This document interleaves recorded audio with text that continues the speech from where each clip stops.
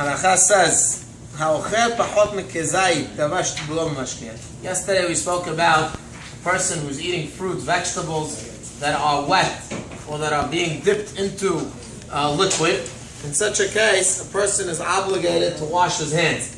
How about if he's eating pachot mekezayit, he's eating less than a kezayit of that, he's eating one grape. He's not having a shiur, he's having less than a shiur.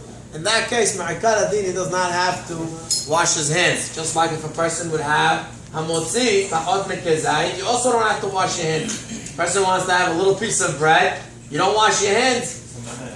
But ma'ikar adin, even though you don't have to wash your hands, a person wants to be mahmid, is allowed to be mahmid, to wash beli beracha. Of course, anyways, by pirot, anyways, there's no beracha. So in such a case, if a person wants to wash his hands, he's allowed to wash his hands.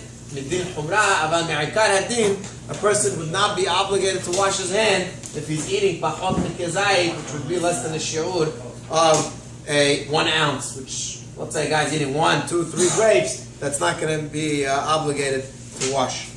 Also, if let's say he's not eating with his hand, rather he's eating with a fork, so in such a case, he's not touching the actual fruit or the vegetable.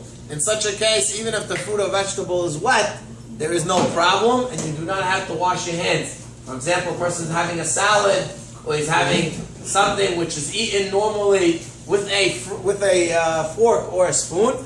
In such a case, even if it is wet, a person is not obligated to wash his hands. However, if a person is dipping, let's say a carrot or celery or whatever it is that he's dipping, even if he's not touching the actual mashke, it's only the tip of the carrot that's dipping, but he's actually holding the carrot, in such a case, a person would have to wash his hands for such a thing. And if a person wants to have something that's being dipped in mashke, he would have to wash his hands even if he does not actually touch the mashke, he's only touching the carrot where it's not wet.